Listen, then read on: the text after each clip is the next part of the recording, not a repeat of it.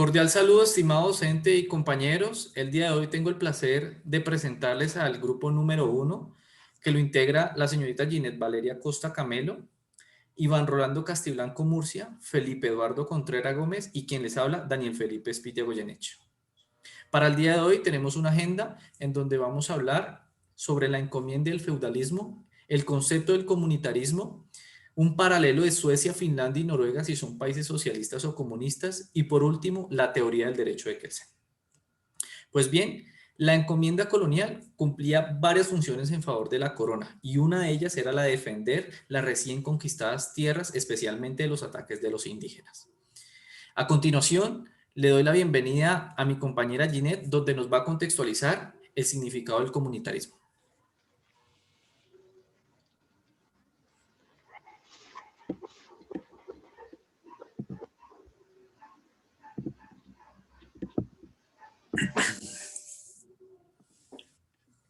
Ginette. Me cortó.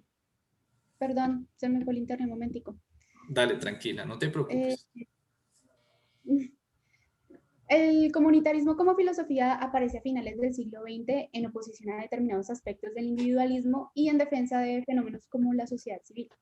Este nace como una reacción contra el individualismo liberal, especialmente contra la tesis individualista del siglo XVII. El comunitarismo aparece como una crítica al concepto que los liberales tienen de la persona y sobre la doctrina política que esta concepción refleja. Los comunitaristas creen que hay un fuerte vínculo entre la persona y el grupo al que pertenece. Estos vínculos son constitutivos de la persona y su identidad. Esto no quiere decir que el comunitarismo no dé importancia a los rasgos individuales como formativos del individuo, sino que da prioridad a los elementos comunitarios, es decir, no a lo que nos hace diferentes de los demás, sino a lo que nos hace parecidos. A continuación, mi compañero Felipe. Los principales representantes del comunitarismo son Charles Taylor, Michael Walzer, Alasdair MacIntyre y Michael Sandel. En Charles Taylor en especial ve tres aspectos negativos en la sociedad moderna. Uno es el individualismo, otro es la razón instrumental y el otro es el despotismo blando. Pásale. Bueno, poniendo en contexto otra vez lo del comunitarismo, es caracterizado porque no mira a una persona de manera individual, sino de una manera colectiva. ¿Esto qué significa? Que el comunitarismo lo que busca es ver a cada persona de manera subjetiva y ver los conocimientos y valores y talentos que ésta puede aportar a su población, hacia una sociedad en general. Otra cosa que caracteriza al comunitarismo, en una población es que están unidos por la misma sangre, por la misma historia y por la misma cultura. Un ejemplo del comunitarismo puede ser la situación que actualmente estamos viviendo, como lo es la pandemia, donde hay sectores, hay poblaciones, que buscan ayudar a otras personas, ya sea porque son de la misma nación o de la misma ciudad, etc. Sigue, Valeria. Pásale.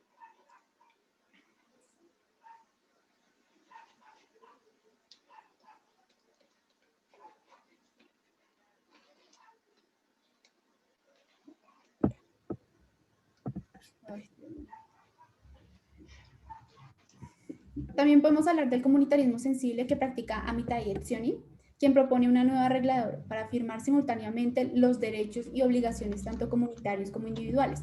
Respeta y defiende el orden moral de la sociedad de la misma manera que harías que la sociedad respetara y defendiera tu autonomía. El modelo comunitarista de ciudadanía comporta una concepción de la política al servicio de la identidad colectiva. Es por eso que pone énfasis en el grupo cultural o étnico, en la solidaridad por historia y tradición, diferenciándose del modelo liberal en el que la política común está pensada para maximizar los beneficios individuales. Siguiente.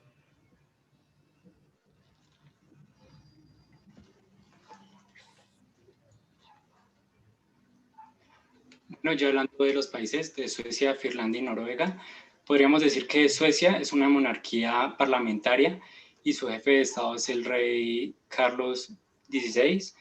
Finlandia es una república parlamentaria y democrática, y Noruega es una monarquía parlamentaria.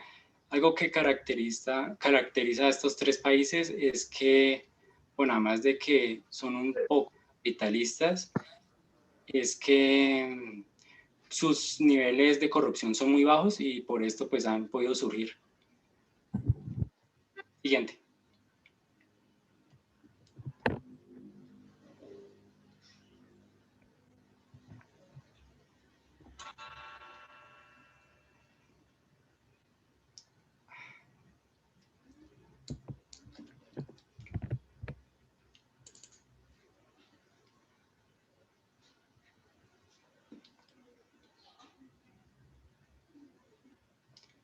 No, sí.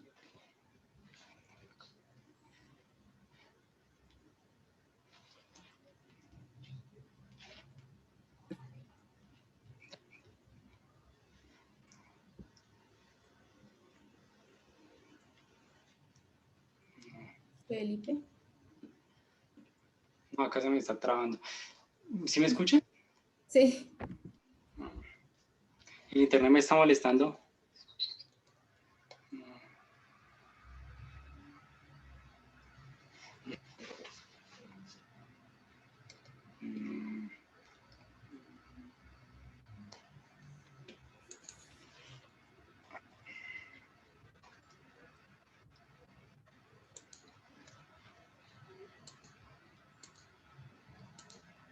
¿Sí me escuchan?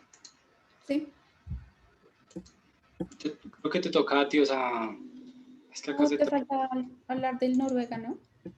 Sí, pero te digo, o sea, que hable de más, porque esto se trabó. Ya había hablado de Noruega y ya Ah, contextual. ok. Ok, ok. Entonces, siguiente.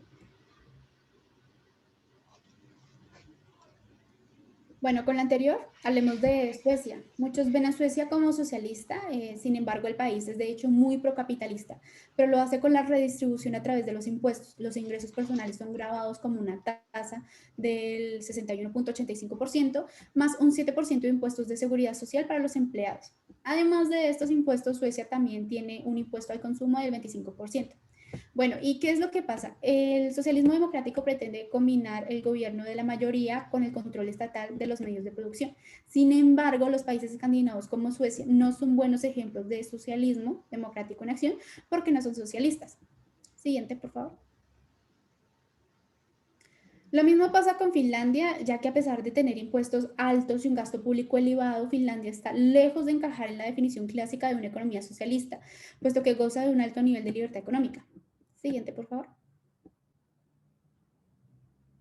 En el caso de Noruega, se puede decir que nunca ha sido un país socialista, si bien tiene un Estado benefactor muy sobredimensionado con altos impuestos y gasto público. En él se respeta la propiedad privada mediante un estricto Estado de Derecho, no hay expropiaciones ni planificación estatal o barreras de entrada impuestas por la burocracia. Noruega mantiene una estabilidad monetaria,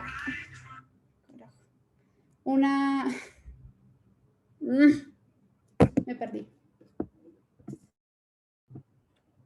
Ay, Dios mío. ¿Dónde iba yo? Ya.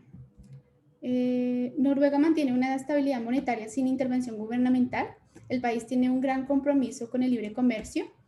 Además, es un paraíso para comenzar nuevas empresas. Ninguna de estas características de Noruega corresponde al socialismo. Por eso este país es un buen ejemplo de un país capitalista que ha hecho del libre mercado su principal estrategia de desarrollo, que creó riqueza antes de conformar un Estado benefactor que pretende redistribuir la riqueza.